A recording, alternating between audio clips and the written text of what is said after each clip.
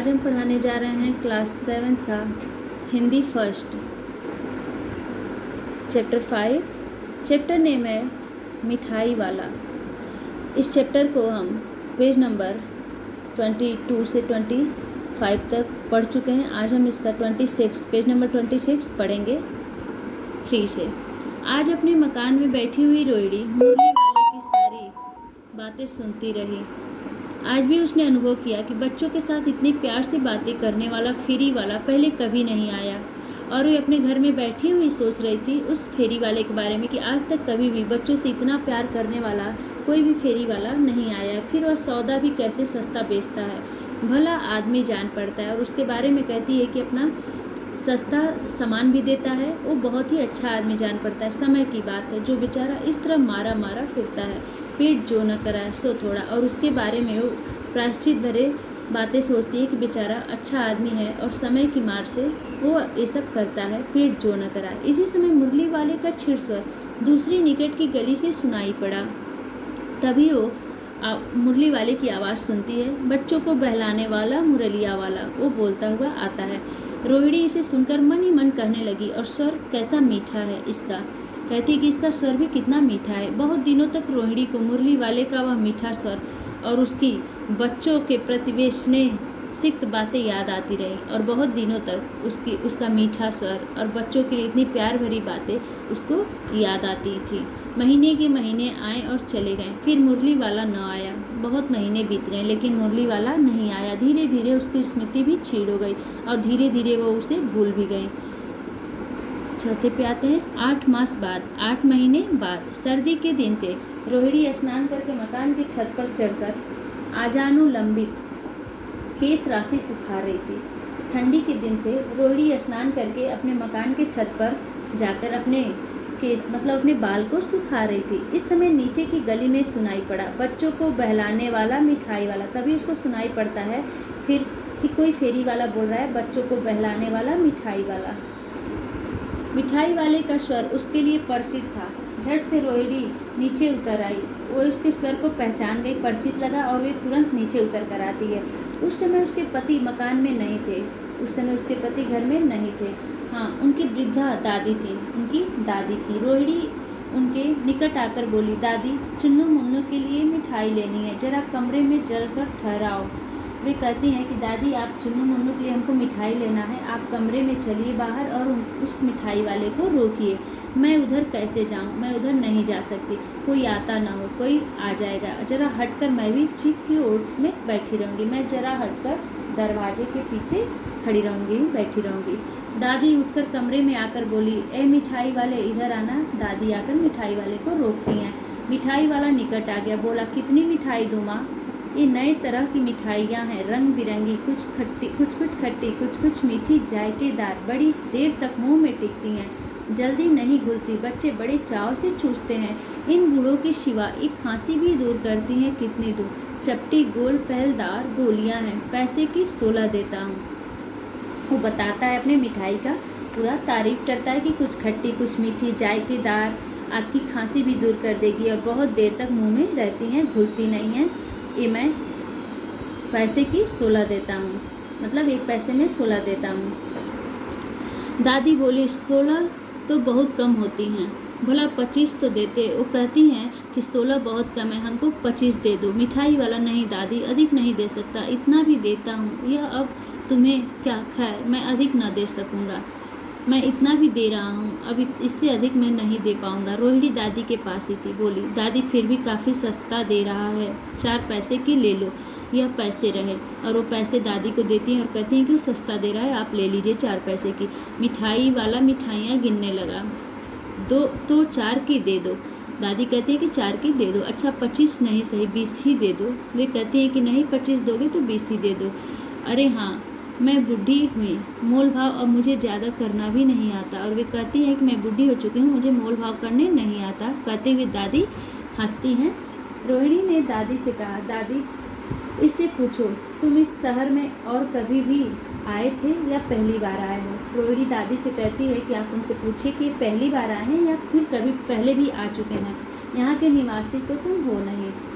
दादी ने इस कथन को दोहराने की चेष्टा की ही थी कि मिठाई वाले ने उत्तर दिया, पहली बार नहीं, और भी कई बार आ चुका हूँ। वे कहता है मिठाई वाला, अभी दादी पूछने ही वाली होती है तब तक मिठाई वाला कहता है कि मैं पहली बार नहीं, मैं कई बार यहाँ आ चुका हूँ। रोहिणी चीख की आड़ ही से बोली, पहले यही मिठाई बेचते हुए आए थे या कोई चीज़ लेकर। वे कहती है कि या तो मिठाई बेचते हुए आए थे या कोई और चीज़ लेकर आए थे। मिठाई वाला हर्ष, संशय और विस्मयादि भावों में डूबकर बोला। वे खुश हुआ और विस्मयादि बात मतलब आश्चर्यजनक भावों में डूबकर बोला, इससे पहले मुरली लेकर आया था और उससे भी पहले खिलौने लेकर, बताता है वो। रोहिणी का अनुमान ठीक निकला। अब तो वह उससे और भी कुछ बातें पूछने के लिए अस्थिर हो उठी। वह बोली, इन व्यवसायों में भला तुम्हें क्या मिलता होगा? और वे उससे कहती हैं कि और उसके बारे में जानने के लिए और पूछने लगती हैं कि आप ये व्यवसाय जो कर रहे हैं इससे आपको क्या मिलता होगा? वह बोला, मिलता भला क्या है, यही खाने भर को मिल जाता है, कभी नहीं भी मिलता है।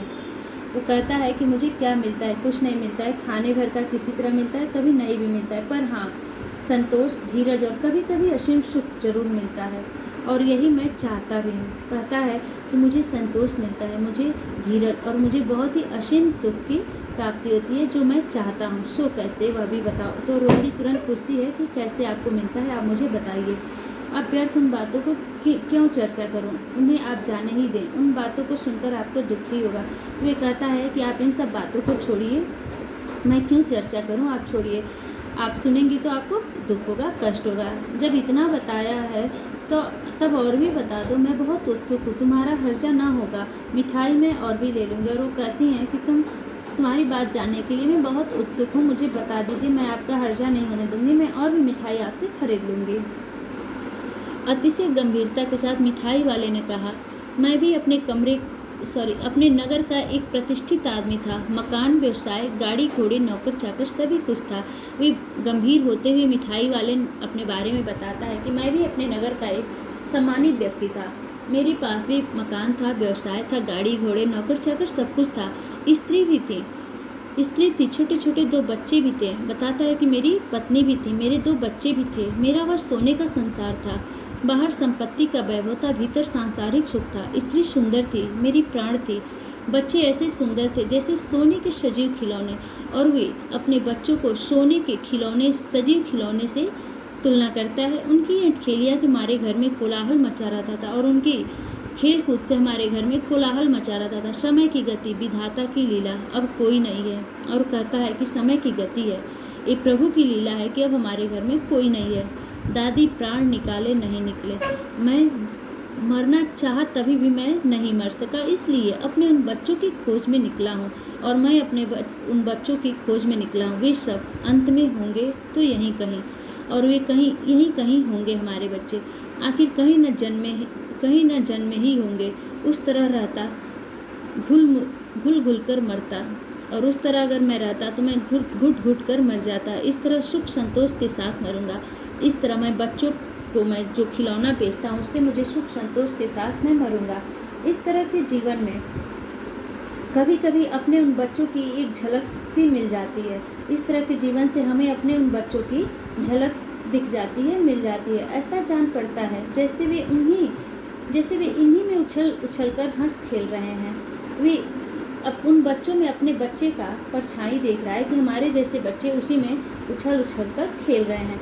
पैसों की कमी थोड़े ही है, आपकी दया से पैसे तो काफ़ी हैं, जो नहीं है इस तरह उसी को पा जाता हूँ। मेरे पास पैसों की कमी नहीं है, मेरे पास बहुत पैसे हैं, लेकिन मेरे पास जो नहीं है मैं उसको पाने के लिए ये काम करता हूँ।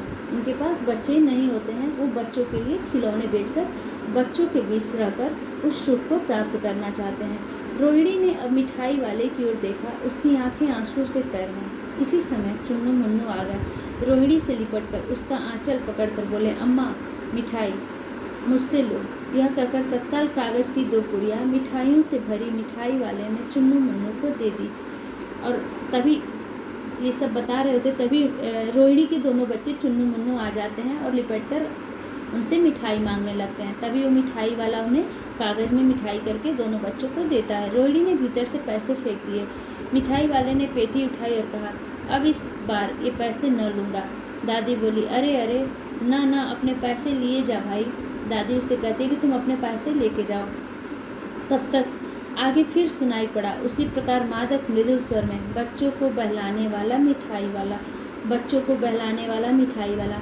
आप इस पाठ से ये जान सकते हैं कि जो बच्चों को बहलाने वाला मिठाई वाला आता है वो किस सुख के लिए वो मिठाई बेच रहा होता है। उसके पास पैसे, धन दौलत सब कुछ है, लेकिन वो बच्चों का सुख पाने के लिए वो ये काम करते हैं। इसके लेखक हैं भगवती प्रसाद वाजपेयी जी। इस चैप्टर को आप पढ़िएगा, बहुत ही अच्छा चैप्टर है और इससे सीख लीजिएगा अपने हमें इस चैप्टर से यह सीख मिलती है कि हमारे पास कभी कभी ऐसा होता है कि सारी सुख सुविधाएं रहते हुए भी हम कभी कभी अपने आप को बहुत अकेला महसूस करते हैं, और जिसकी वजह से हम इसमें लेखक वही कहे हैं कि जिसकी वजह से वो अकेलापन महसूस करता है वही इसलिए वो मिठाई वाला बना है, अपने अकेलेपन को दूर करने के लिए। इस पाठ को आप पढ़िएगा, आपका क्लास ओवर होता है। Thank you.